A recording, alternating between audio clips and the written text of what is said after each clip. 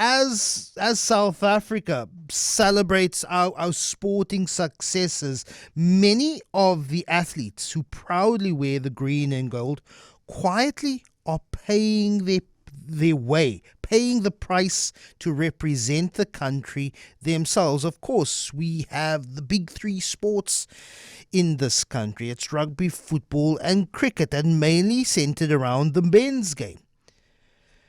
On Sunday, Gator McKenzie, the Minister of Arts, Sports and Culture, the Arts and Culture part is silent in that portfolio, saying that his department has spent 31 million rand in what he calls sports tourism, promoting the country at the 2026 World Cup in Mexico, the US and Canada.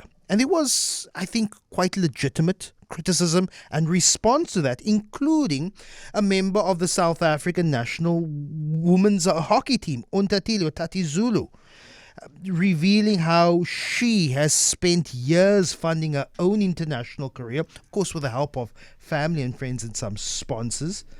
But what did she say in a post online? She says, what is even more disheartening is seeing the massive amounts of money spent on sports tourism while our women's team is struggling to cover expenses to represent our country at the upcoming World Cup. For years, my family, friends and personal sponsors have financially carried my hockey career. I've had to personally pay for almost everything to represent South Africa at interprovincial tournaments, visas, flights, accommodation and transport. And while I'm deeply grateful when our federation is able to subsidize costs, the remaining financial burden is on us players, and that is overwhelming. Tati Zulu joins me in studio. Tati, thanks so much. Really appreciate your time, as you also are preparing for a Women's World Cup in the Netherlands in, I think, 3 weeks' time. Yes. But your post has clearly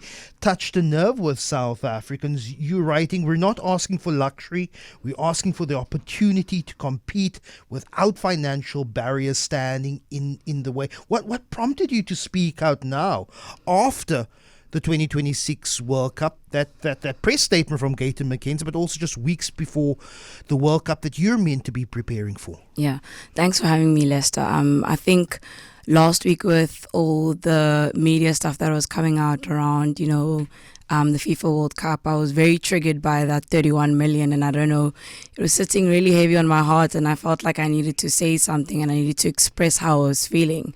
And I had a small chat with my manager regarding, how I wanted to go about this. And she was like, no, you're allowed to express yourself and in the most respectful way. And I think I said a lot of things that a lot of athletes were thinking but unable to speak out. And I was advocating not only for myself but for every hockey player who wants to chase their dreams. And I was very triggered by that 31 million, and I felt it was necessary, and it was a thing that I needed to say. It's something that I need to say. So I'm glad that I put it out there. There's some positives that has come out of it, and I think I was also struggling with the idea around the 68,000 that each player in my team has to play for prep for World Cup. But, so you have a World Cup in 3 weeks' time. I think it starts on the 15th of August. Yes. But you and your teammates, every player has to raise 68,137 rand to cover preparations for the World Cup. I think it was upsetting to know that, there's people being sent to go watch World Cup games, and us as athletes aren't able to get on a plane to represent our country and play, So that to me was just really upsetting. And to know that as some of my teammates can't even afford to pay the 68,000 rand, So I have personal sponsors. Both Red Bull and Adidas are my personal sponsors, and they're able to help me out. But one person in a team of 20, doesn't really cover much cost. So it's a lot. We actually leave next week Friday. We've got Wales and Scotland and a few games before we start the World Cup, and obviously Europe is really expensive, and with that comes expenses, meals, transport, laundry. We're paying for it. Us athletes are paying for our own stuff, and I think our manager's trying her best to try subsidize as much as she can. Each player has to pay 62,000 rand simply to represent the country. 31 million rand, according to Gayton McKenzie and his department, on World Cup related, FIFA World Cup related programs. His argument saying it wasn't just for the football, it was about tourism, investment, it was a cultural diplomacy, representing and promoting South Africa internationally. Do you accept that explanation? Do you think Gayton McKenzie's priorities are misplaced? I mean, I'm not against, supporting Bafana Bafana and our sports, but I think it's really important to invest in all sports and not the sports that are doing well and are growing. I think it's also really important to invest in those developing sports in South Africa, because there are a lot of athletes who invest their time and effort in these sports and participate in schools, who want to one day represent their country. That is the goal, so it's a thing of like, how do they get a retaining strategy of athletes? Because a lot of athletes end up leaving and not following through their dreams because they can't afford to do it or sustain it. I've seen some of my teammates leave the sport because they just can't afford to keep on coughing up money or asking their parents for money.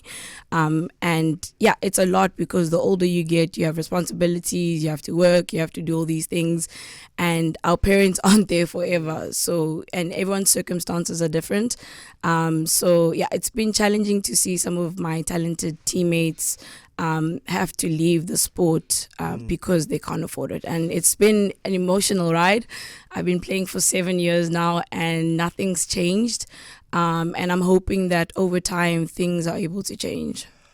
This is very bold of you, because if I think of a senior player in the men's rugby team, this was Cheslin Colby coming out personally and saying, I represent the country, the Department of Sports, Arts and Culture is enough.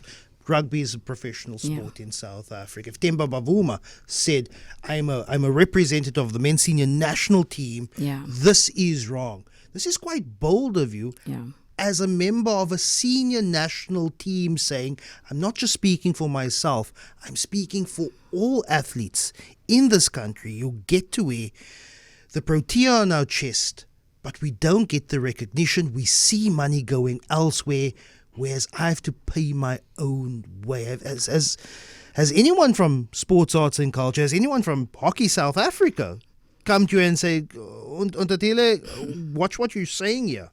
No, I think initially I was very nervous to put out a statement on my Instagram, because you know how social media can get. There's sometimes positives and sometimes negatives. So I was very scared of the negatives. But I don't know, I just felt it in my heart that it was necessary for me to say something. And I haven't gotten any communication from a negative communication from Saha or the department. So that's been fine. But obviously I would want a response in the sense of, there will be change and how they can assist hopefully in the future, or if not now, because we have to raise 1 million by next week. So it's a lot. Yeah. Wait. So you're saying there's still 1 million outstanding? So, yeah. Were 3 weeks ago. You leave on Friday. We leave next week Friday. Yeah. I'm quite gobsmacked. And so when you see the minister saying on Sunday, 31 million was spent on activities around the Football World Cup, but it was for tourism diplomacy. We took some influencers, members of my department. Gayton McKenzie himself was there for 5 weeks. Yeah. He spent just over 1 million rand personally on just his trip. 1 million rand. Yeah. That the women's hockey team now needs before they leave. Unless you look at the percentage of like that 31 million rand, like we need 1 million rand to just go represent our country at a World Cup. So it's just so sad, and it puts things into perspective as well, because with that World Cup comes preparation, and I think a lot of people forget about the preparation that we need. And in order for us to prep, we need to go play other countries, and majority of the countries that are participating in the World Cup are currently in Europe training, because they're getting used to the weather and everything. So we want to be in that environment, so that by the time we get to World Cup, that first game, we aren't surprised or shocked by the quality or level. So it's very necessary for us to be in Europe in this coming weeks, because we want to make sure by the time we get to that first game, we're ready, and we're ready to compete and not to just participate. And I think a lot of people, when they look at SA hockey, they especially the women's team, they're like, oh, the underdogs, they're there to participate. No, we're not there to participate. We want to compete, but in order to compete, we need to be given the best possible prep and the investment that we need leading up to that tournament.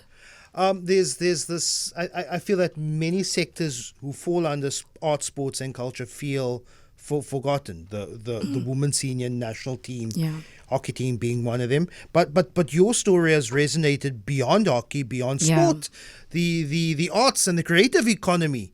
Saying the National Arts Festival has lost money.